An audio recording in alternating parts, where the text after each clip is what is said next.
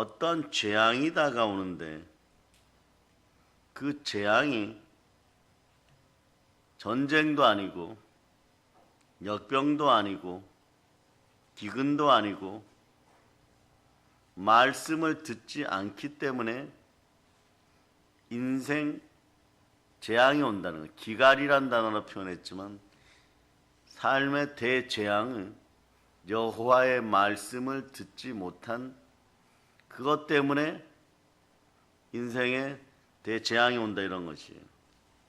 네. 이게 무슨 이야기입니까? 오늘 본문적 흐름을 잘 보아야 돼요, 여러분.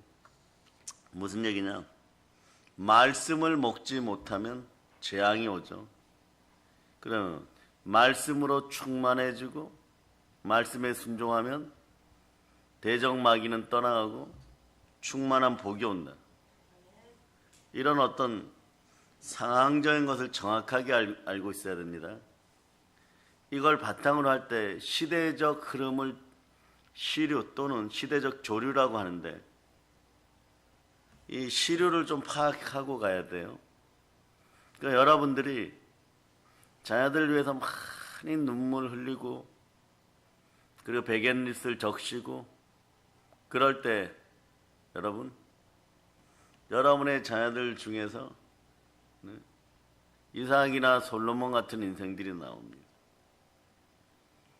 그렇지 않으면 어떤 인생들이 나오느냐? 같은 다윗의 씨앗이라도 암논이나 압살롬 같은 인생들이 나와버려요. 이런 거 주의해야 됩니다. 그 주의해야 될 때 그럼 무엇을 바탕으로 기준을 하느냐? 자, 오늘 같은 말씀을 따라서 순종해야 됩니다. 자, 한번 읽어보세요. 다시 한번 본문을 읽어보세요. 시작. 주 여호와의 말씀이니라. 보라, 날이 이를지라. 때가 기근을 땅에 보내리니 양식이 없어 주림이 아니며 물이 없어 바람이 아니요 여호와의 말씀을 듣지 못한 기갈이라. 자, 오늘날 TV나 뉴스를 보면 분명히 인생을 살아갈 때 50 이상 되신 분들이 보거나 적어도 20살 이상 되신 분들이 보아도 저건 잘못되었다. 저건 사람이 저렇게 살면 안 되지 이러는데 계속해서 동일한 일들을 반복하고 까만색을 보고 흰색이다 이러면 사람들이 흰색이라고 믿어줄 거야 이러는 우매한 인생들이 있어요. 그러니 요즘 무엇이 옳은지 누가 잘못했는지조차 불분명한 시대가 되었습니다. 이런 상황을 우리는 뭐라고 합니까? 윤리적 차원에선 상황윤리라 그래요. 이 상황윤리가 전개되면 가지지 않고 소외된 사람들은 늘 아프고 슬플 수밖에 없습니다.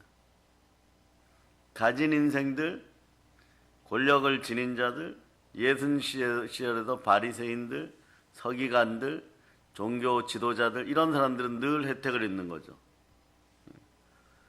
이 나라에서 상황윤리가 벌어지는 것은 뭐 하루 이틀이 아니다 이러지만 요즘은 더욱더 심각합니다. 왜 그럴까요? 말세이기 때문에. 말세의 특징은 자기만 알고 돈만 사랑해요. 이것이 핵심이 됩니다. 이런 식인 거죠. 잘못을 하여도 법적으로 저를 처리할 수 없잖아요. 증거가 있으십니까? 이런 식이 돼요. 그러면 여러분 어떻게 됩니까? 그때 달라지니까 그러면 그런 것에 아픔을 겪은 기독교인들은 철저하게 하나님 뜻에 따라 상황윤리가 아니라 우리는 절대의 윤리로 사는 사람들이에요. 말씀이 기준이죠. 우리 기독교인들의 윤리는 절대 기준이에요. 하면 안 되는 것을 하면 하나님이 지켜보고 계십니다. 그 자체가 반드시 죽으리라 해요. 여러분, 아담과 하와가 바로 안 죽었다고 해가지고 그냥 괜찮겠지 이런 상황윤리 속에는 이런 거예요. 하나님은 내가 무슨 짓을 하여도 그냥 참아 주시겠지. 이런 게 상황윤리예요. 그런데 하나님 그거마저 모르실까요? 정령 죽으리라고 하였을 때 선악을 알게 하는 나무 열매를 먹었을 때 살아 있음으로써 느끼는 고통은 죽음의 고통보다 더한 고통들이 다가와요. 형이 동생을 돌로 쳐서 죽이고 자신들의 자손들이 타락하는 것을, 자기와 똑같이 타락하는 것을 아담과 하와는 속수무책으로 지켜보아야 되는 것이에요. 이런 것이 상황윤리예요, 여러분. 그 상황에서 나만 괜찮으면 되지, 나만 고통 덜 받으면 되지, 어떤 식으로든 돈만 차지하면 되지, 이런 식이 되는 거예요. 이런 것이 상황윤리, 여러분. 그런데 이때 여러분들은 마음을 바르게 하고 양심을 바르게 하기를 바랍니다. 반드시 절대 윤리 속에 절대 믿음으로 바로 서야 돼요. 그렇지 않으면 여러분, 이미 그러한 인생들은 자신의 한계를 넘어서 하나님을 바라보거나 시간과 몸과 물질을 들여서 하나님 뜻 안에 있거나 그러지 않아요, 여러분. 반드시 기억하세요. 시간과 몸과 물질을 주신 하나님께 한 번도 제대로 드린 적이 없어요. 왜냐? 마음속에서는 이미 요한일서 2장 16절 이것이 이미 가득 차 있는 것이에요. 읽어주세요. 시작. 이는 세상에 있는 모든 것이 육신의 정욕과 안목의 정욕과 이생의 자랑이니 다 아버지께로부터 온 것이 아니요 세상으로부터 온 것이라. 예, 이럴 때 이제 우리는 조심해야 되는 것이, 여러분 머릿속에 상황윤리 중에 이런 것이 있어요. 사람은 이렇게 살아야 된다.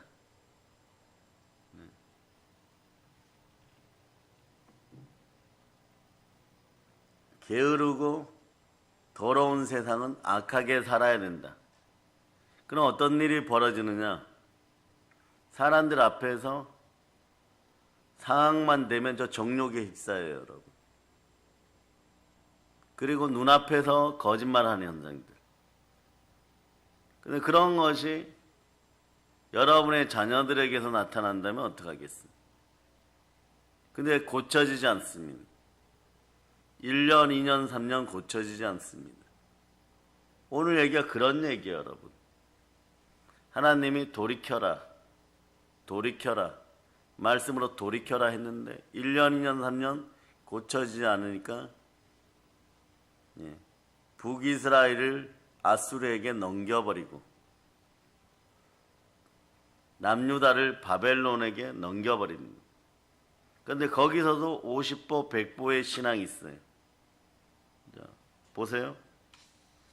이런 상황윤리가 있는 시대에는요, 말씀을 바로 붙잡고 말씀에 순종할 때 인생을 살아가면서 하나님은 하나도 남기지 않고 돌려주십니다. 그런데 시대적 흐름에 따라 신앙조차도 희미해지고 믿음조차도 희미해지고 신앙도 편의점 시대예요. 편의적으로 생각들 합니다. 세상이 상황적이고 자신의 구원도 상황적인 것이에요.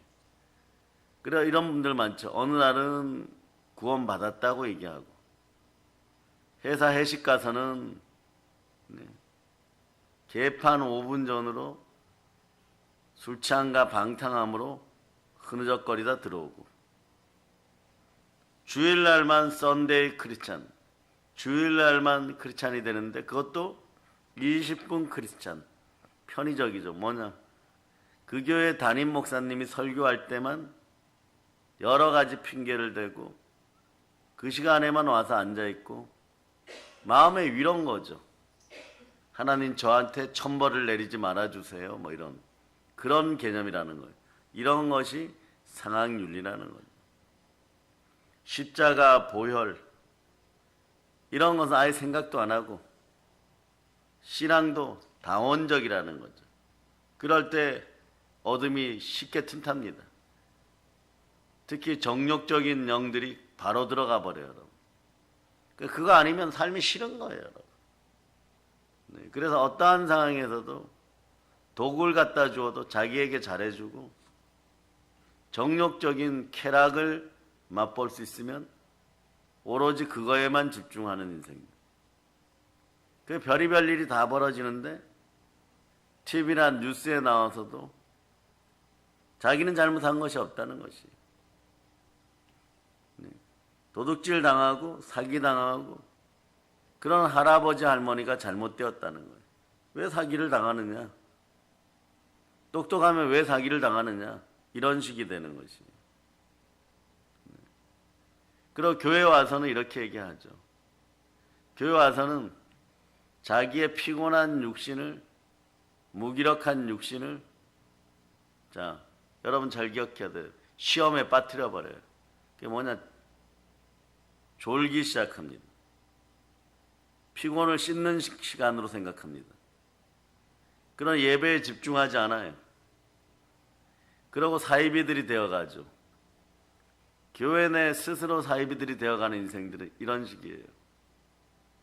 보혈에 대한 말씀이나 말씀 위주의 설교가 이루어지거나 이러면 말씀이 들리지 않습니다 이래버려요. 그러면 처음에 그런 얘기를 전해 듣는 주의 종들이나 교회나 담임 목사님은 막 큰일 났다 이거예요.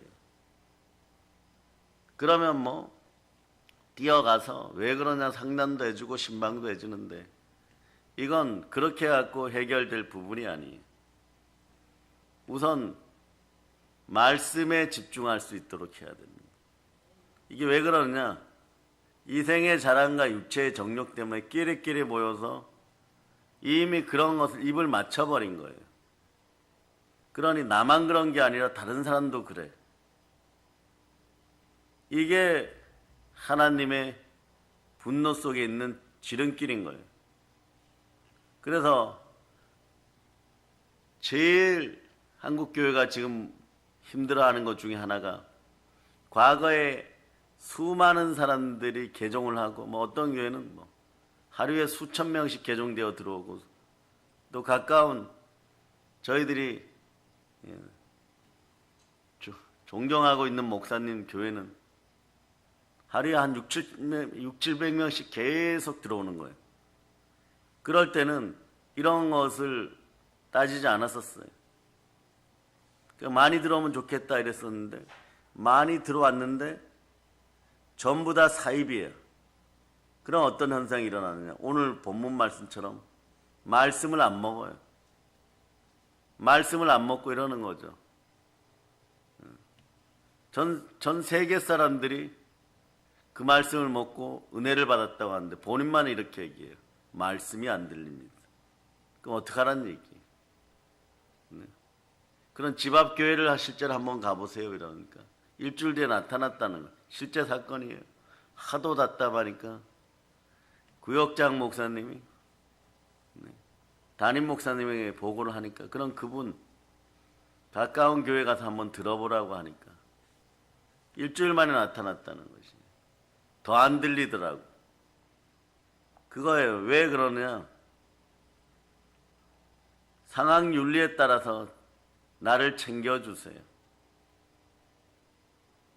도둑질하고 사기치는 것을 허락해 주세요. 정욕적인 걸 허락해 주세요. 지금 섬기는 교회 상황이 힘들죠. 사람이 몇 사람 없죠. 저 빠지면은 빈자리가 텅 빌 거잖아요. 그런데 기가 막힌 것은요. 혼적이든 육신적이든 영적이든 우리 교회는 그런 거 상관을 안 한다는 것이. 충만하게 말씀을 전하고 먹을 수 있도록 배려를 하고 그런데도 그걸 가지고 교회는 그런 거지. 순전한 곳이지. 내가 무슨 짓을 해도 용서하지. 용서 안 하면 어떡할 거야? 나 나가면 한 명 줄어드는데. 이런 식의 사기와 협박을 한다면 그것은 자신에게 손해라는 것이에요. 말씀이 안 들린다는 얘기는 이런 얘기라는 거예요. 스스로 하나님을 떠나서 기근을 원하는 것이고 줄임을 원하는 것, 굶주림을 원하는 것이 인생의 갈증을 원한다는 뜻이 된다는 거예요. 그걸 전제로 오늘 말씀 사경의 가운데 하나하나 보셔야 되는 거예요. 자신들도 모르는 거예요. 이렇게 얘기해 버린 거. 말씀이 안 들려요. 이 얘기는 방금 설명했던 것처럼 상황 윤리에서 내가 무슨 짓을 해도 교회는 받아줘야죠. 말씀이 안 들립니다. 그건 뭐냐? 다른 데서 그런 못된 짓을 했다는 거죠. 다른 교회 구역장들 속썩이고, 다른 교회, 작은 교회 돌아다니면서 담임 목사님들 속썩이고, 그러면서 말씀이 안 들려요, 그러는 거예요.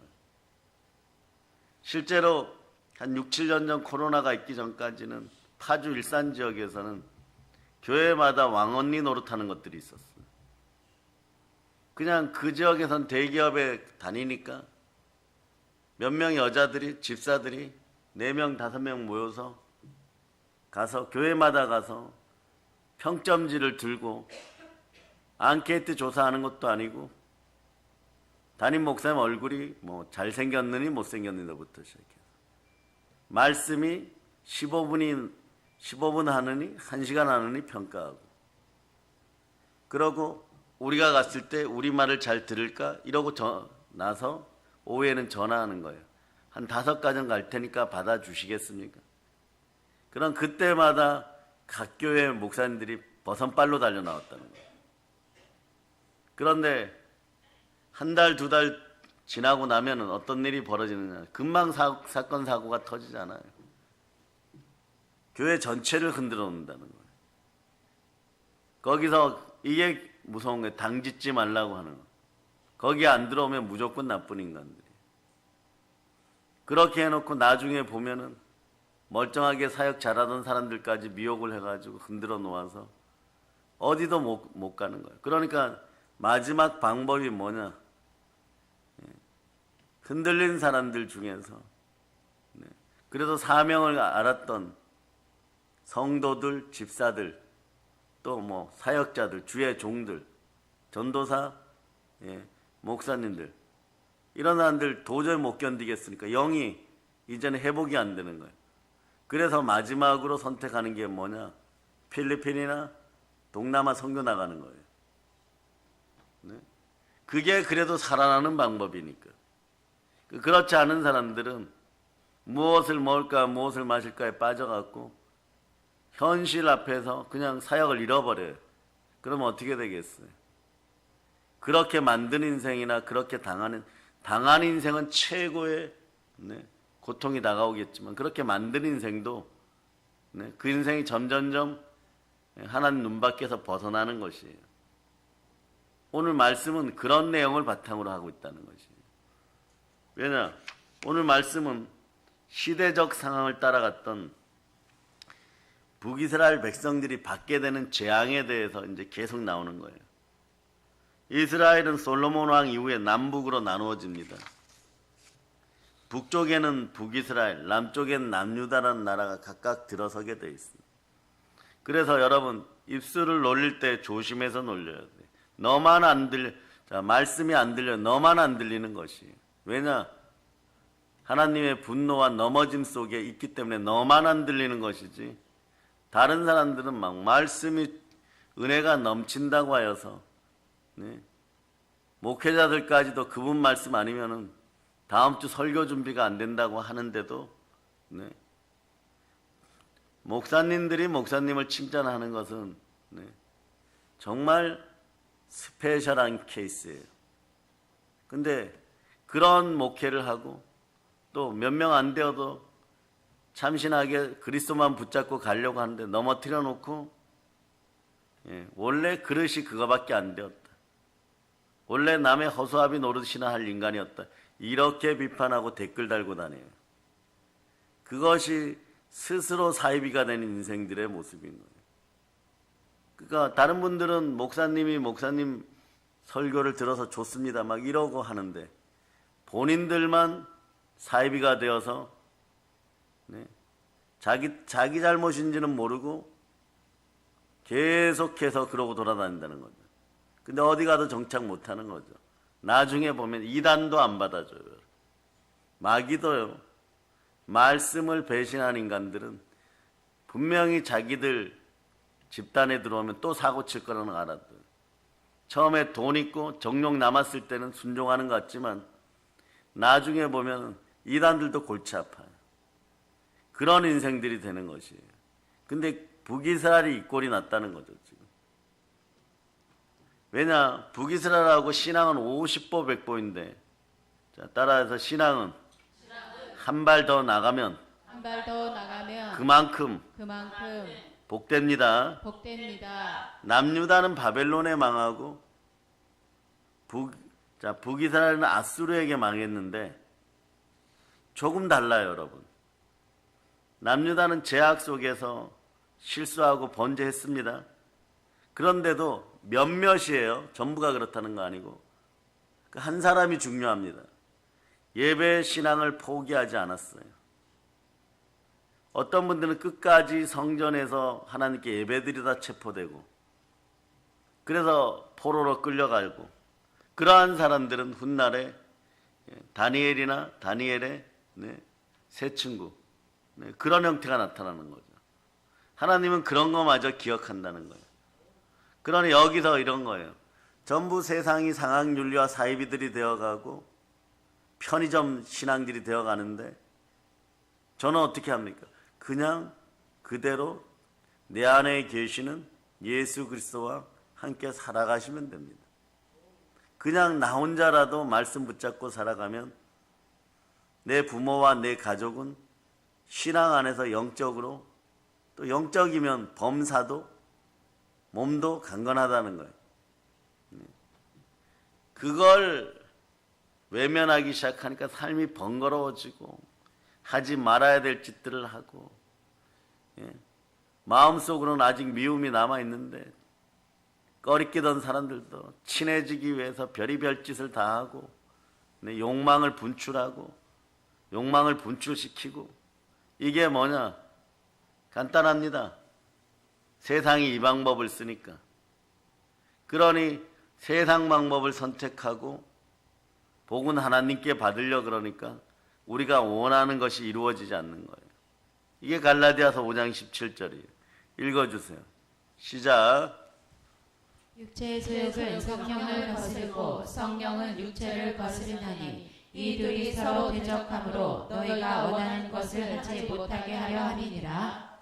자, 남유다는 북이스라엘하고 조금 다른 것이 다 끌려갔는데 그 중에서도 한 2% 정도는 끝까지 여호와의 신앙이었다는 거예요.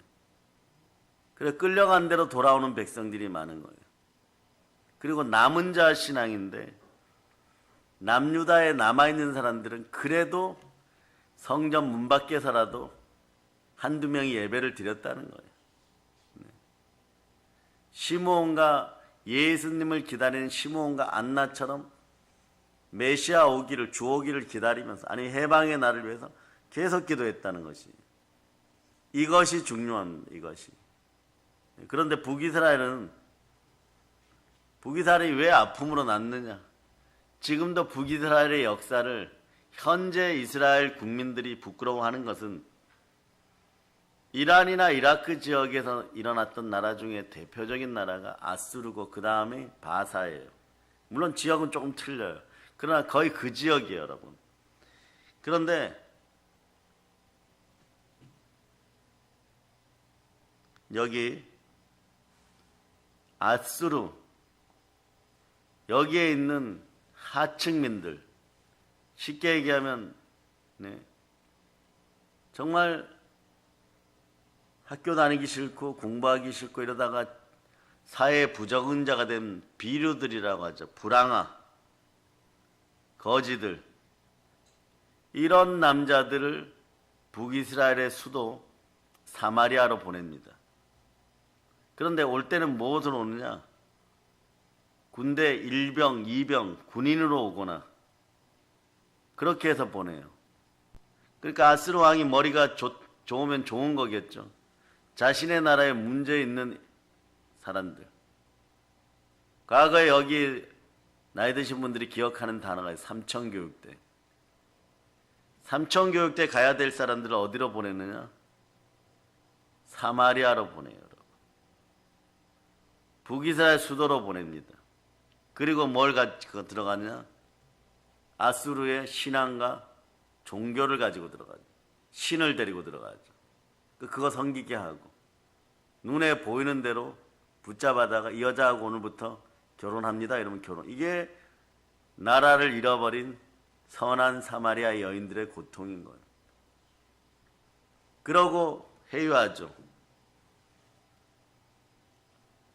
여호와의 신앙을 지킬 거냐? 아니면 우상을 섬길 거냐? 계속해서 우상을 섬기면은 첫째, 사회적으로 어떤 혜택도 받을 수 없다. 둘째, 맞아 죽는다. 사형당한다. 이런 식이 되는 거예요. 그러니 북이스라엘은 신사참배 한번 하지 뭐 이랬던 사람들처럼 마음은 아직 여호와의 신앙이에요. 이런데. 그런데 이게 1년, 2년, 3년 지나고 완전히 동화되어 버려요. 그 다음에 성전 근처도 가지 않습니다. 자신들이 신성시했고 신령하게 생각했던 그런 장소에 가지 않습니다. 남쪽에 있는 먼 예루살렘의 성전은 거들떠 보지도 않고 예배를 드릴 수 있도록 편의점적인 발상을 해버려요. 가까운 지역, 특히 베델 같은 데서는 이 나라가 망하기도 전에 우상 숭배하는 거예요. 황금 송아지 만들어 놓고 이 편의점 신앙, 나만의 느낌표 신앙, 감정 신앙, 이거 참 위험해요, 여러분. 경계해야 될 경계선 신앙이죠. 잘못하면 우상에 빠져버립니다. 황금 송아지를 만들어 놓고 그냥 그것에 절하는 거예요. 예, 섬길 게 따로 있죠. 황금 송아지가 뭡니까? 자신들의 조상이 죄인 되었던 이집트의 대표 신앙이에요, 여러분. 소에 대한 신앙, 소의 형상인 거죠. 그러니까 아직도 전 세계에서 가장 강력하게 동물 형상으로, 우상으로 남아있는 것 중에 하나가 소예요, 소. 왜냐? 농사와 관련된 풍요, 먹고 사는 거하고 관련된 소지만 그걸 형상화시켜서 살짝 변경했다고 하지만 결론은 황금송아지. 황금송아지한테 예배드리다가 편의적 신앙이 있어서 마음속에서는 하나님은 안 계시고 어떻게 하면 잘 먹고 잘 살까 이러다가 바알과 아세라가 들어가 있고 이러는데 아수르가 쳐들어와가지고 우리한테 협조하지 않으면 불편할 거야? 아니면 다 빼앗길 거야? 죽을 거야? 이러니까 편의점 신앙이니까 굳이 죽을 필요가 없지. 그러고 나서 바로 어떻게 합니까? 이스라엘은 완전 동화되어 갑니다. 오히려 말이에요. 영적 지도자, 사회적 지도자는 동요하기 시작하죠. 많은 이유가 있습니다. 그러나 과연 황금송아지한테 예배 드리는 것 자체가 이제 무엇을 의미하는지 알아야 됩니다. 동물보다 못하니까, 짐승보다 못하니까 그 영도 없는 형상을 섬기는 거예요. 인간에게 최고의 불행은 영적으로 지어진 우리가 영도 없는 형상에게 무릎 꿇는 건 최고의 치욕인 동시에 하나님 보시기에는 최고 어리석은 짓이에요. 그래서 동물의 형상이나 다른 형상을 섬기지 말아야 됩니다. 영을 지닌 인생들이 영을 지니지 못한 다른 형상을 섬긴다고요. 그러니 그 동물들에게는 풀만 필요한 거예요.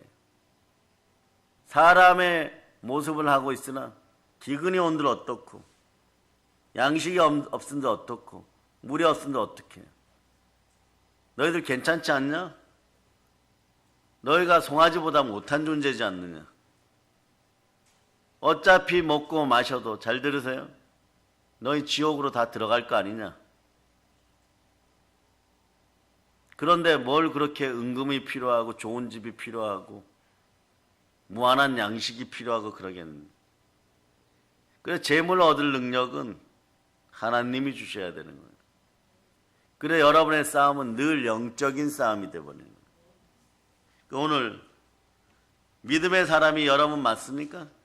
여러분한테 질문하는 것이, 우리는 이제 동물보다 못한 존재로 살 수는 없잖아요. 믿음의 사람이라면 말씀을 붙잡는 신앙이어야 돼요. 다시 11절 읽어주세요. 시작. 주 여호와의 말씀이니라. 보라, 날이 이를지라 내가 기근을 땅에 보내리니 양식이 없어 주림이 아니며 물이 없어 가람이 아니요 여호와의 말씀을 듣지 못한 기갈이라. 믿음은 들음에서 나고 들음은 그리스도의 말씀인데, 믿음의 사람들이요, 믿음이 자라려면 말씀이 있어야 돼. 여기부터가 이제 키포인트예요. 말씀 사경에 아모스서를 준비하면서 국가 때문에 눈물을 흘렸고, 어제는 말이에요, 우리 어린 자녀들 때문에 눈물을 흘렸고, 차라리 주님의 재림이 가까우면 좋겠어요. 그런데 어린 자녀들이 한 50년 예수 그리스도의 영이 없는 시대를 만약에 살아가야 된다면 사마리아 여인들보다 더 고통스러울 수도 있다는 거예요.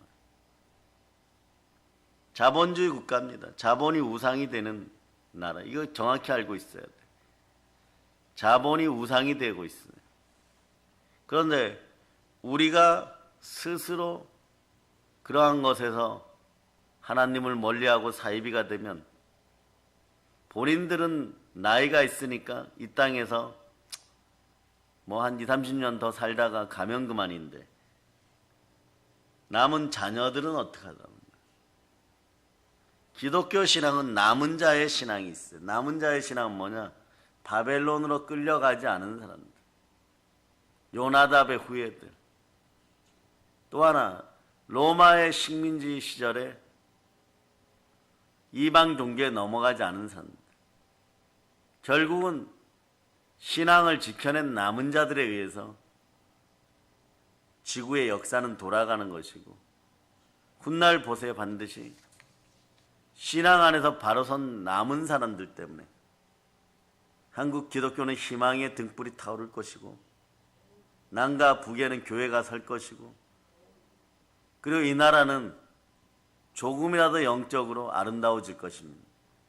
이것을 보시기 바랍니다. 그런데 하나님의 말씀을 멸시하고 마음대로 살아갔던 북이스라엘 백성들 향해서 하나님께서는 제일 큰 재앙을 내리겠다고 하는데, 이제부터 시작이에요. 제일 큰 재앙의 시작이 뭐냐? 하나님의 말씀을 듣지 못하는 것이 재앙이다. 그건 사람들이 그러죠. 아니 뭐 기근이 오고 독종이 오고 지진이 나고 폭풍우가 쏟아지고 천재지변이 일어나고, 네? 하늘에서 불벼락이 떨어지고 이러는 것이 아니라 하나님의 말씀을 듣지 못하는 재앙이 무슨 큰 재앙이냐, 이런. 이게 에덴 동산의 아담의 신앙과도 연결되어 있어요. 너희가 선악을 알게 하는 나무 열매를 먹으면 정령 죽으리라 그랬는데 안 죽잖아요. 영이 죽었다고요? 오늘 한국교회 던지는 질문이에요. 사람이 이렇게 교회 많이 나오는데 우리가 넘어진다고요? 영이 죽었다고요? 성령님이 임하지 않는다고요? 그래, 요즘 쓰는 단어들 중에 하나죠. 트랜스젠더들이 나오고, 동성애하는 인간들도 나오고, 다운주의도 나오고, 그래서 뭐 어쩌라고요, 이러는 거예요. 그런데 그래서 뭐 어쩌라고 하는 인생들, 그 부모 세대가 한번 지켜보면은 얼마나 가슴이 아프겠어요. 네? 그런 것도 한두 명인 것이지, 집집마다 그러한 인생들이 본인 자식들이, 네, 동성애를 하고, 네, 성별을 바꿔버리고, 네, 남자가 여자가 되고 이러면은, 네, 본인 자식들이 전부 다 그렇다 그러면, 집에 한두 명씩 생겨난다 그러면 그거 받아들이고 좋아할 부모가 지금 아직 이 시대는 그래서 희망이 있는 거예요. 상학윤리보다는 그래도 인생윤리, 이게 절대적으로 간다는 거죠. 사람은 그렇게 살면 안 돼. 그렇게 살아서는 안 돼. 거기에 조금 더 다가가 있다는 거죠. 이럴 때 어떻게 해야 되느냐? 시대 정신을 가지고 부르짖어야 되는 것이에요. 하나님께로 돌아와야 되는 거죠. 이게 아직 희망이 있다는 거예요. 그래서 중고등학생들이 길거리에서 담배 피고 담배 막 던지고 이러면 그걸 이렇게 지나가면서도 그냥 가는 세대들이 있고, 좀 나이 드신 분들은 혀를 차고 가다가 욕이라도 한마디 얻어먹죠.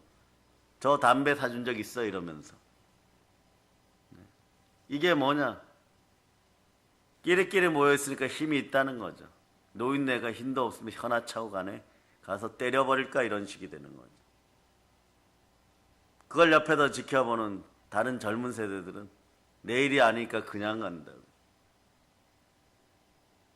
그러나 혀를 차고 나이가 들었어도, 틀딱 소리를 들어도, 꼰대 소리를 들어도, 비호감 소리를 들어도 잘못된 걸 잘못되었다고 하는 그분 마음속에는 본능적으로 무엇이 있을까요?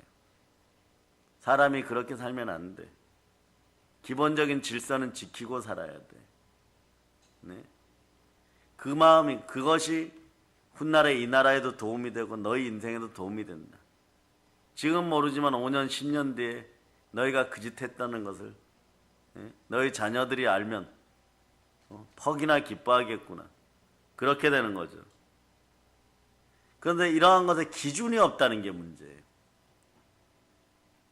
그 기준이 집으로 돌아간 그 어르신들도 자기 자녀나 자기 가족에게 적용할 때는 관대하다는 거죠. 그런데 이런 데 기준이 되는 것이 뭐냐? 예수 그리스도십니다. 즉 말씀인 거예요. 그럴 때 은혜와 진리가 있는 거죠. 그래서 요한복음 1장 14절 그런 기준을 가지고 보세요. 그래야지 집안에 은혜와 진리가 넘치는 거예요. 자, 읽어주세요. 시작. 말씀이 육신이 되어 우리 가운데 거하심에 우리가 그의 영광을 보니 아버지의 독생자의 영광이요 은혜와 진리가 충만하더라. 집안마다 은혜와 진리가 충만하면 진리를 알지니 진리가 너희를 자유케 하리라. 진리가 여러분들을 해방시키는 거예요. 요한복음 8장 32절로 보세요. 8장 32절. 요한복음 8장 32절. 자, 시작. 진리를 알지니 진리가 너희를 자유케 하리라. 이럴 때 어떤 일이 벌어지냐? 말씀이 들리기 시작하면 영혼이 잘 되고 범사가 잘 되고 강건하면서 내 속에서 역사하는 진리의 말씀 따라 내가 힘쓰고 애쓸 때 영권, 인권, 물권이 회복되는 거예요. 이게 기독교인의 절대 숙명임을 알면 이게 복된 것이에요.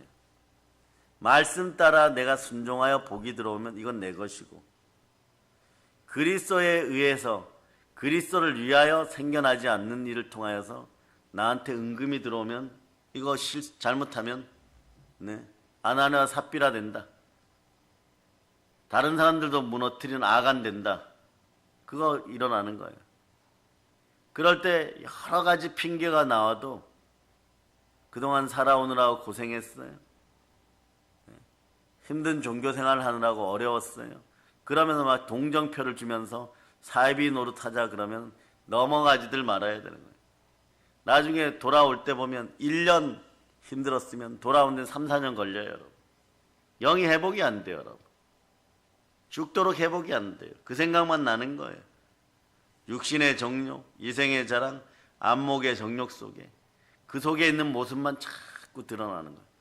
그런데 힘이 들고 눈물이 나도 주만 바랍니다.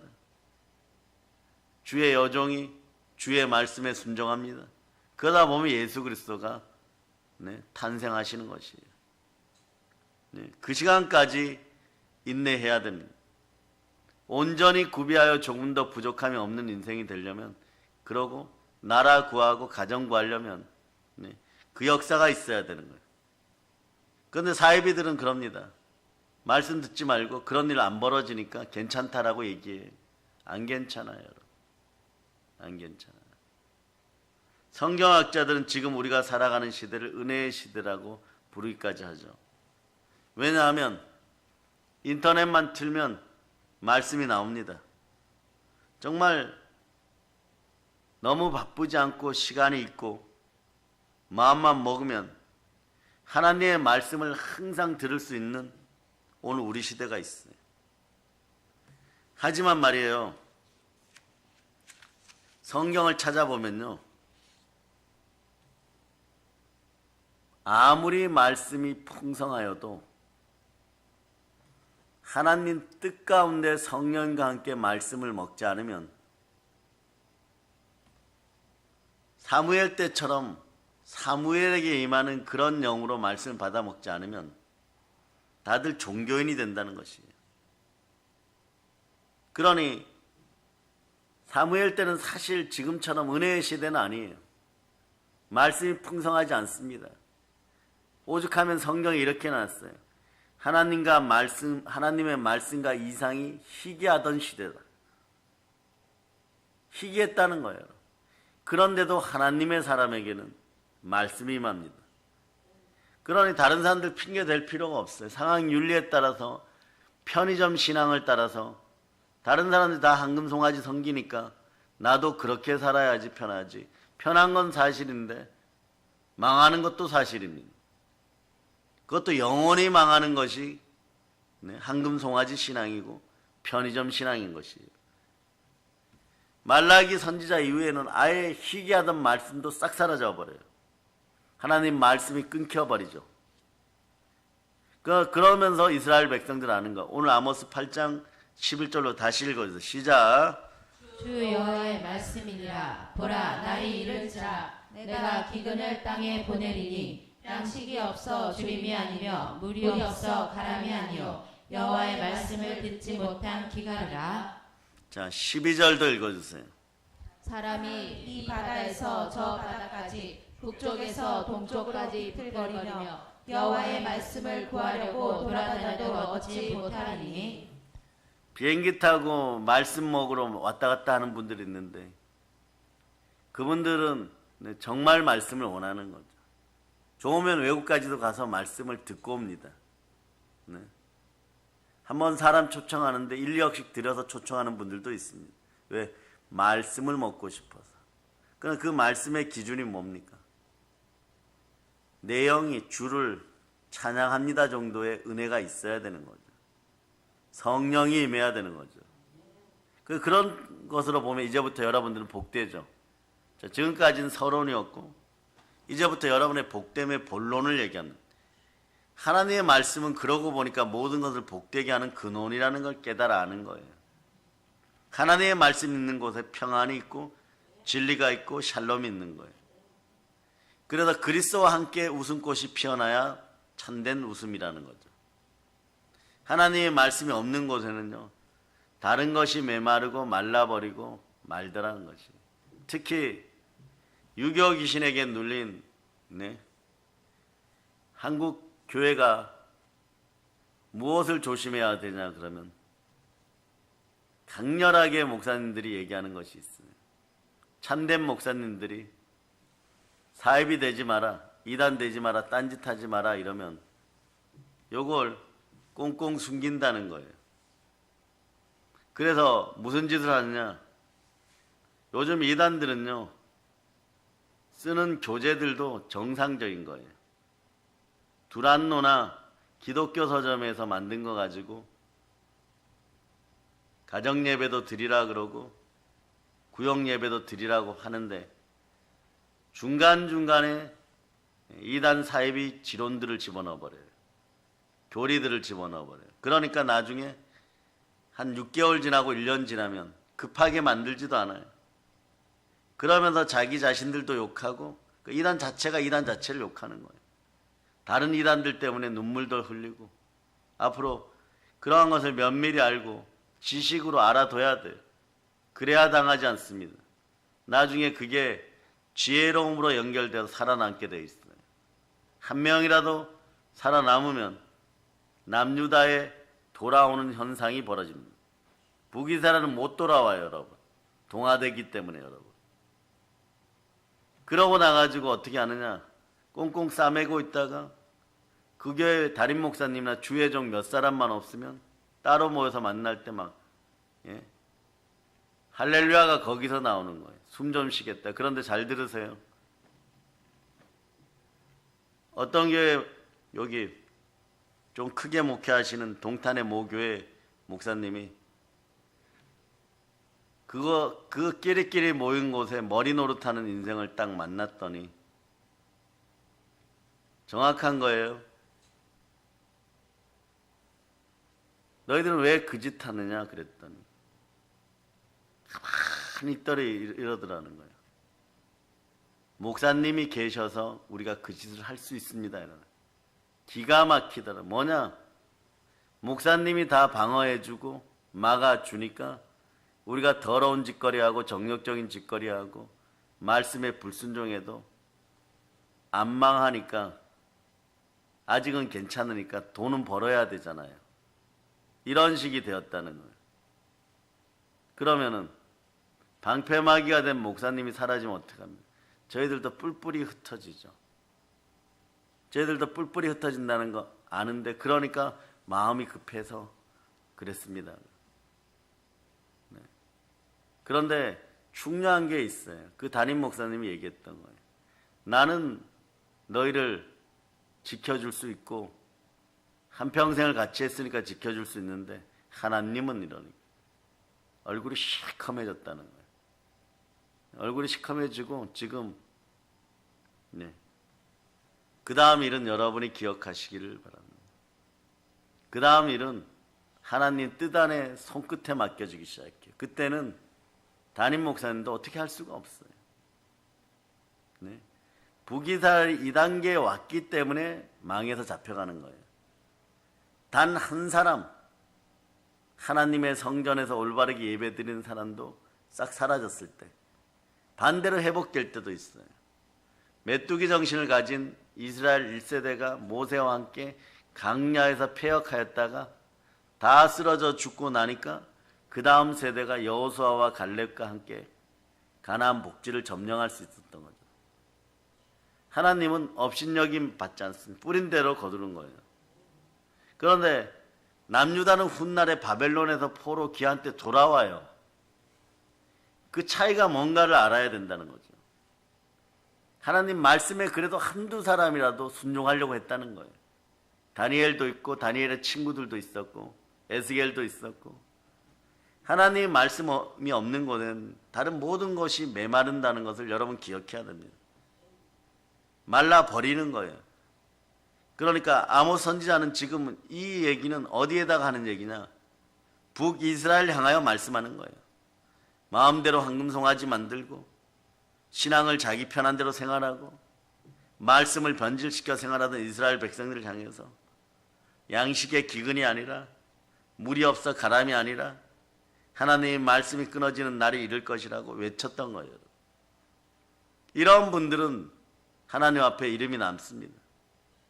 그런데 좋은 게 좋다 식으로 넘어가면 어느 날 다 죽은 자리에서 만나면 주의 종의 영권도 없는 것이고 교회 영권도 없는 것이고 또 넘어져 가는 사람들 돼지우리에서 꺼낼 힘도 없는 거예요. 그러나 여러분들이 어떻게 해야 됩니까? 본인들은 말씀에 순종하고 교회는 말씀이 흥하기를 바라고 강대상의 설교는 오직 성령으로 말씀 충만하게 전달되게 해달라고 강대상 영권을 위해서 끊임없이 그래서 기도해야 되는 것입니다. 그래야 살아나는 것이에요, 여러분. 말씀을 변질시켜 생활하던 이스라엘, 북이스라엘 백성들을 향해서 양식의 기근이 아니다. 경제의 기근이 아니다. 물이 없어서 갈증 나는 것이 아니다.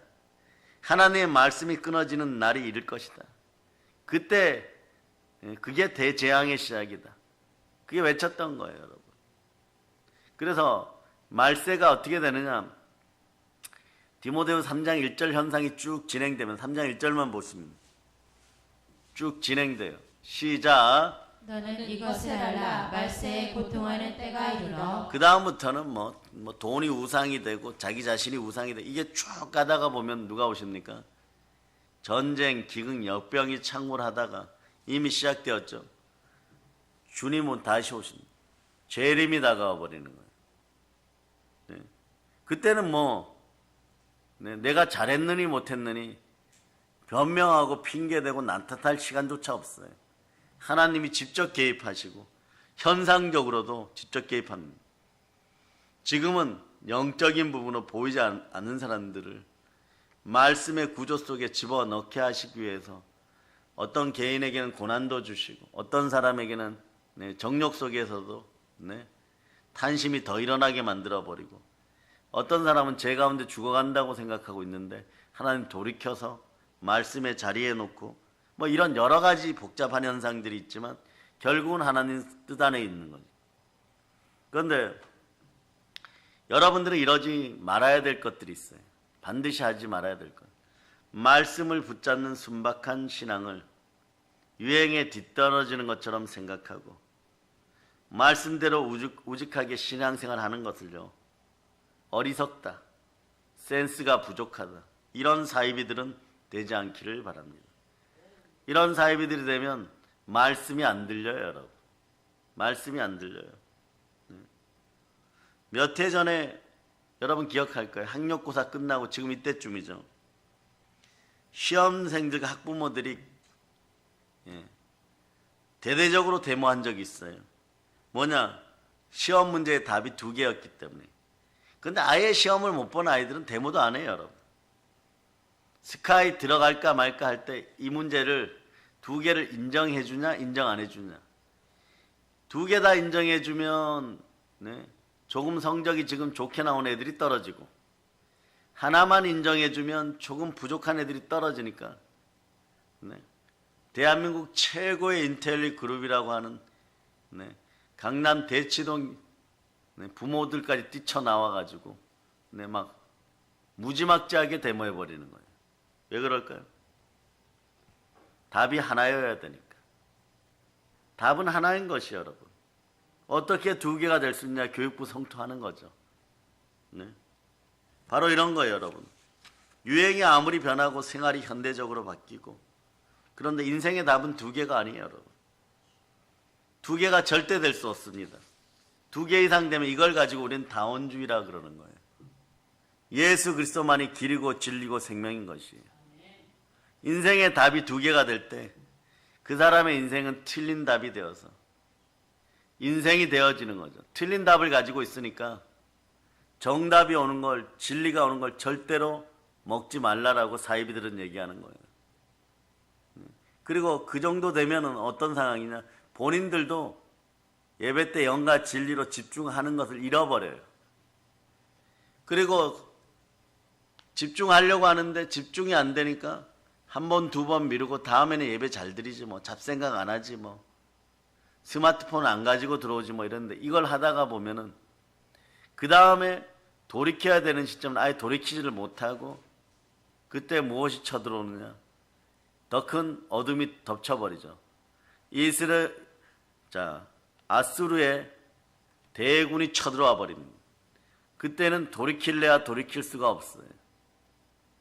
그걸 모르니까 가랑비에 옷 젖는다고 조금 부추기고 위해 주면은 그냥 자신에게 잘해준다고 생각하는데 상황윤리 따라 살아가다 보면 교회 다니는 사람들이 오늘날 마음속에 상처나 서러움이나 소외된 기분이나 아픔이 많아요.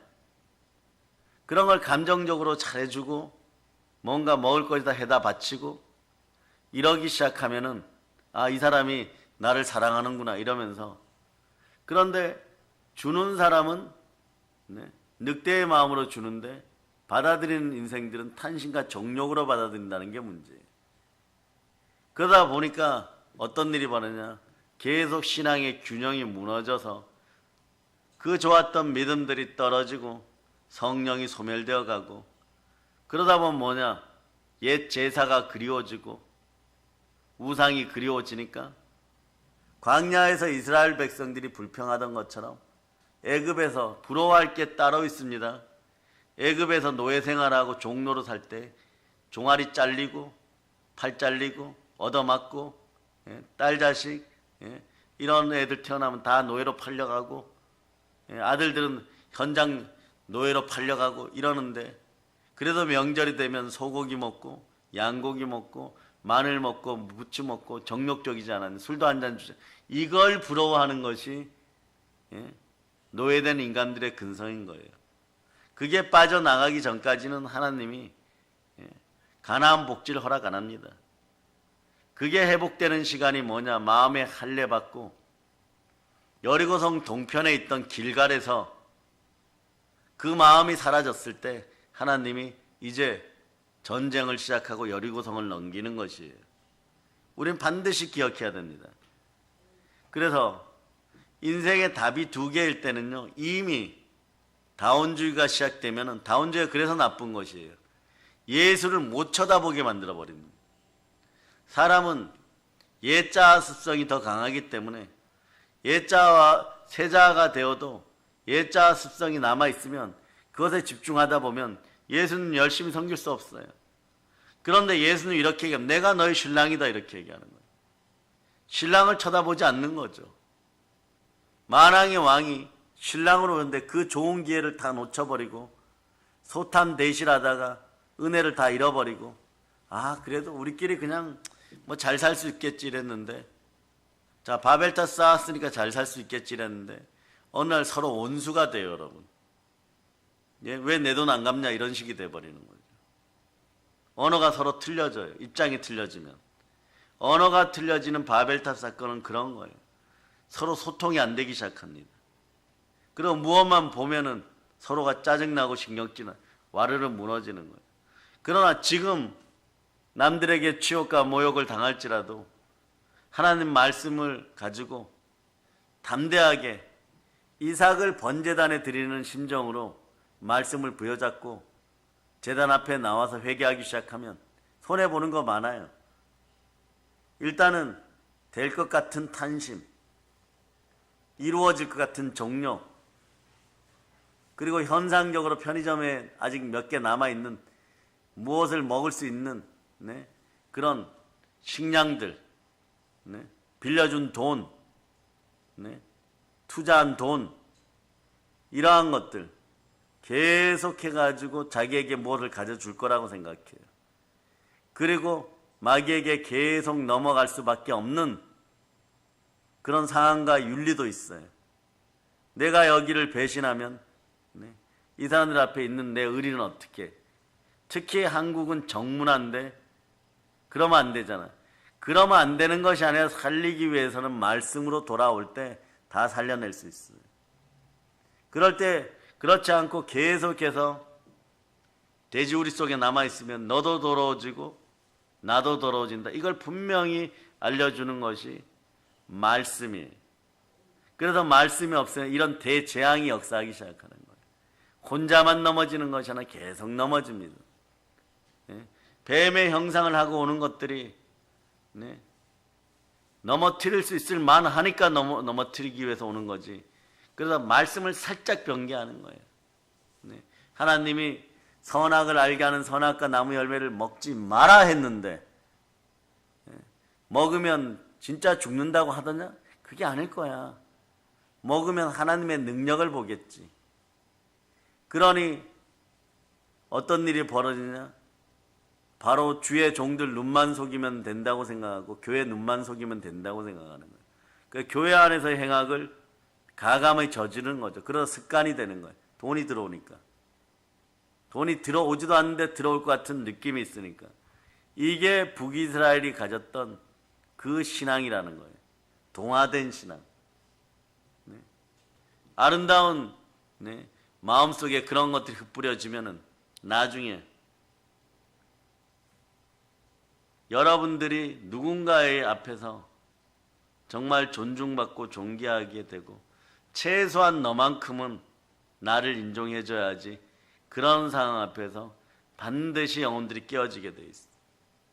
그걸 겪어본 사람들은 부활신앙이 필요한 거예요. 왜냐? 죽은 마음에서 일어나야지.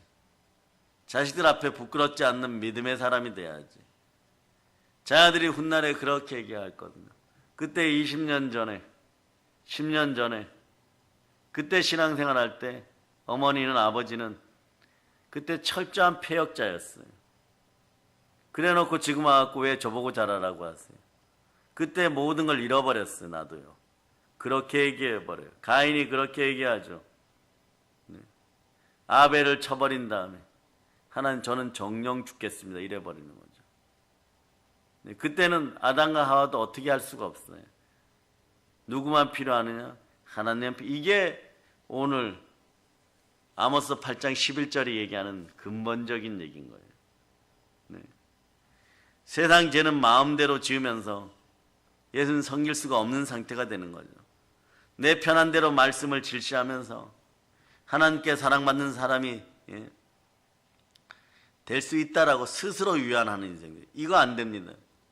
하나님은 스스로 높아진 자들을 축복하는 법이 없습니다. 자기 편한 대로 말씀들을 외면하면서 하나님께 사랑받는 사람은 나일 거야 이렇게 생각하죠. 내가 교회를 몇 년 다녔는데 이렇게 되는 거죠. 그렇지 않습니다. 교회는 하나님이 자기 피로 사신 교회예요. 보혈은 성령과 함께 여러분의 마음을 끝까지 치유합니다. 그래야지 그 영생의 말씀을 통하여 여러분의 영광과 존귀가 함께 되는 거죠. 네. 세상 탄심이 말씀을 붙잡는 조건이 될 수는 없어요. 세상이 변한다 해서 하나님을 향한 믿음이 어제 다르고 오늘 다르게 변해서는 안 됩니다. 그래 믿음의 사람은요, 오늘 이 시대에도 오히려 하나님의 말씀을 붙잡아야 되는 것이에요. 그래서 오늘 말씀 밑에 한번 읽어보시죠. 12, 13절.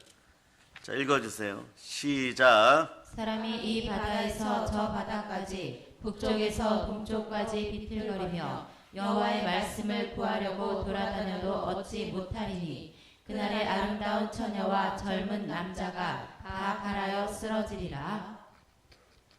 교인들에게 이 세상에 가장 큰 착각이 있습니다. 그건 뭐냐?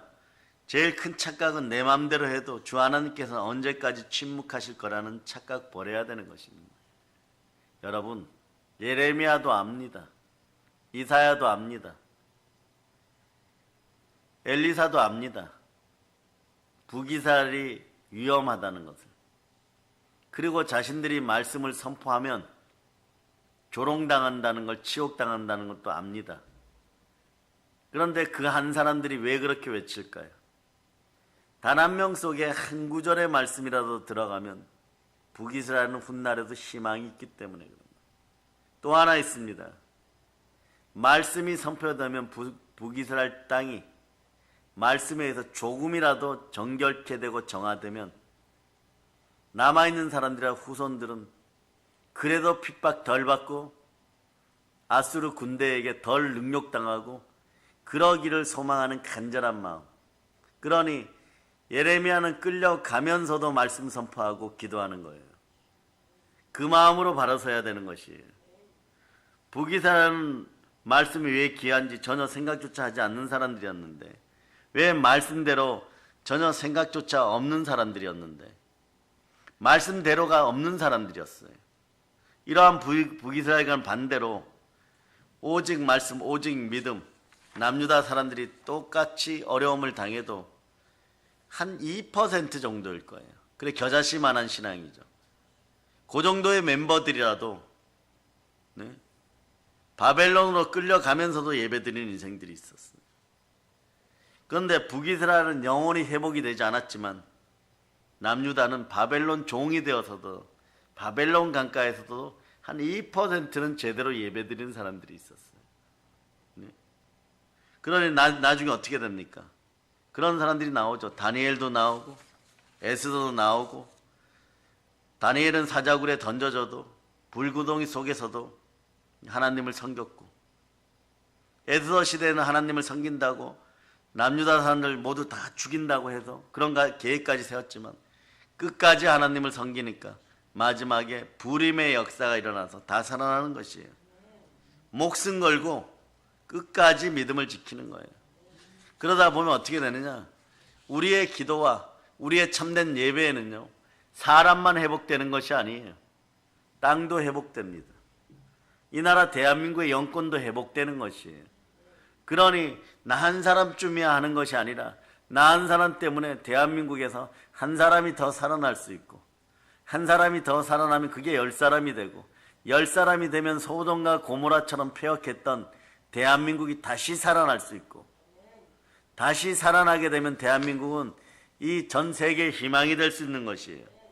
그래서 귀한 것을 귀한 것으로 여길 줄 아는 사람들이 지혜로운 사람들인 거예요. 가장 귀한 것은 뭐냐? 예수 그리스도십니다.